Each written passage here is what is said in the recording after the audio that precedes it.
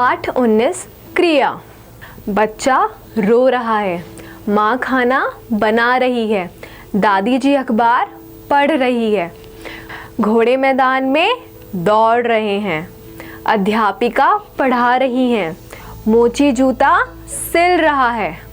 उपयुक्त वाक्यों में रो रहा है, बना रही है, पढ़ रही है, दौड़ रहे हैं, पढ़ा रही है तथा सिल रहा है शब्दों से किसी कार्य के करने का बोध हो रहा है। अब निम्नलिखित वाक्यों को देखिए। झरने से पानी गिर रहा है, सूरज चमक रहा है, फूल खिल रहा है, हरियाली छा रही है। उपयुक्त वाक्यों में गिर रहा है, चमक रहा है, खिल रहा है तथा छा रही है शब्दों से क्रिया के होने का बोध हो रहा है। अतः हम यह कह सकते हैं कि जिन शब्दों से किसी काम के करने या होने का बोध हो वे क्रिया कहलाते हैं। उठना, बैठना, चलना, पढ़ना, दौड़ना, भागना, बोलना, हंसना, रोना, उतरना, चढ़ना, जाना, नाचना, सुनना आदि अनेक क्रियाएं हैं। प्रत्येक क्रिया या तो होती है या उसे किया जाता है। जो व्यक्ति क्रिया करता है वह कर्ता कहलाता है। क्रिया का मूल रूप। क्रिया के मूल रूप को धातु कहते हैं, जैसे पढ़, चल, आ, चढ़ आदि। धातु में ना लगाने से क्रिया का सामान्य रूप बनता है, जैसे पढ़ जमा ना बराबर पढ़ना, चल जमा ना बराबर चलना, आ जमा ना बराबर आना। मूल धातु से ही क्रिया के विभिन्न रूप बनते हैं। देख, योजक, देखना, देखता, देखो, देखिए, देखेगा आदि। कर, योजक, करना, करो, किया, कीजिए, करता आदि। क्रिया शब्दों पर लिंग और वचन का प्रभाव। वाक्य में प्रयुक्त क्रिया शब्द लिंग तथा वचन के अनुसार अपना रूप बदल लेते हैं, जैसे क्रिया पर लिंग का प्रभाव।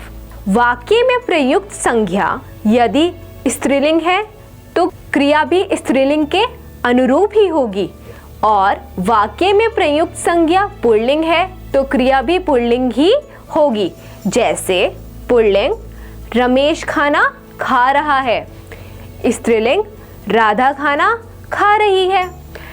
लड़का दौड़ रहा है, लड़की दौड़ रही है।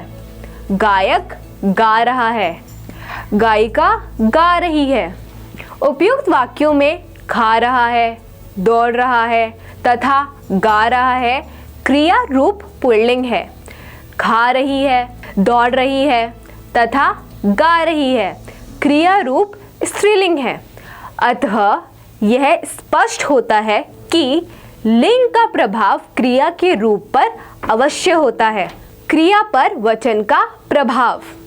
वाक्य में प्रयुक्त संज्ञा या सर्वनाम यदि एक वचन होंगे तो क्रिया भी एक वचन की होगी, और यदि ये बहुवचन होंगे तो क्रिया भी बहुवचन की होगी, जैसे एक वचन बच्चा पढ़ रहा है, बहुवचन बच्चे पढ़ रहे हैं।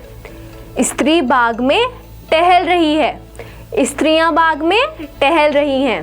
लड़का गेंद से खेलेगा, लड़के गेंद से खेलेंगे। उपयुक्त वाक्यों में रहा है, रही हैं तथा खेलेगा शब्द एक वचन क्रिया के रूप हैं, जबकि रहे हैं, रही है तथा खेलेंगे शब्द बहुवचन क्रिया के रूप हैं। अतः उपयुक्त उदाहरणों से यह स्पष्ट होता है कि वचन का प्रभाव क्रिया के रूप पर अवश्य पड़ता है। क्रिया के भेद।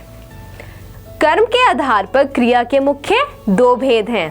पहला अकर्मक क्रिया, दूसरा सकर्मक क्रिया। पहला अकर्मक क्रिया। जिन क्रियाओं के कार्य का फल कर्ता पर पड़ता है, अर्थात जिन क्रियाओं में कर्म ना आए वे अकर्मक क्रिया कहलाती हैं। करण दौड़ रहा है, मानस टहल रहा है, बंदर नाच रहा है, कुत्ता भौंक रहा है। उपयुक्त वाक्यों में दौड़ रहा है, टहल रहा है, नाच रहा है तथा भौंक रहा है क्रिया का सीधा फल क्रमशः करण, मानस, बंदर व कुत्ता पर पड़ रहा है, अतः ये अकर्मक क्रिया है। दूसरी सकर्मक क्रिया, जिन क्रियाओं के कार्य का फल सीधा कर्म पर पड़ता है वे क्रियाएं सकर्मक क्रिया कहलाती हैं। महेश खाना खा रहा है, राहुल पुस्तक पढ़ रहा है, माली पौधा लगा रहा है। उपयुक्त वाक्यों में खा रहा है, पढ़ रहा है तथा लग रहा है क्रिया का सीधा फल क्रमशः खाना, पुस्तक तथा पौधे पर पड़ रहा है, अतः ये सकर्मक क्रिया है। अकर्मक तथा सकर्मक क्रिया की पहचान। अकर्मक तथा सकर्मक क्रिया की पहचान करना अत्यंत ही आसान है।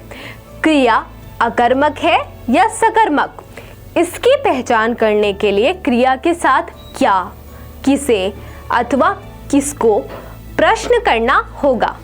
यदि किए गए प्रश्न का उत्तर नहीं मिलता है तो क्रिया अकर्मक है और यदि उत्तर मिलता है तो क्रिया सकर्मक है। निम्नलिखित उदाहरणों को ध्यान से पढ़ें। वाक्य, वह भाग रहा है। प्रश्न, क्या भाग रहा है? उत्तर, कुछ नहीं। क्रिया का भेद अकर्मक। सविता सो रही है। क्या सो रही है? कुछ नहीं, अकर्मक। कुत्ता भौंक रहा है। क्या भौंक रहा है? कुछ नहीं, अकर्मक। बालक हंस रहा है। क्या हंस रहा है? कुछ नहीं, अकर्मक। मयंक खाना खा रहा है। क्या खा रहा है? खाना, सकर्मक। कमल पत्र लिख रहा है। क्या लिख रहा है? पत्र, सकर्मक। धोबी कपड़े धो रहा है। क्या धो रहा है? कपड़े, सकर्मक। माँ खाना बना रही है। क्या बना रही है? खाना, सकर्मक। मनोज शतरंज खेल रहा है। क्या खेल रहा है? शतरंज, सकर्मक। अपवाद। पहला, टोकरी में आम रखे हैं। दूसरा, जूता घिस गया। तीसरा, हवा चल रही है।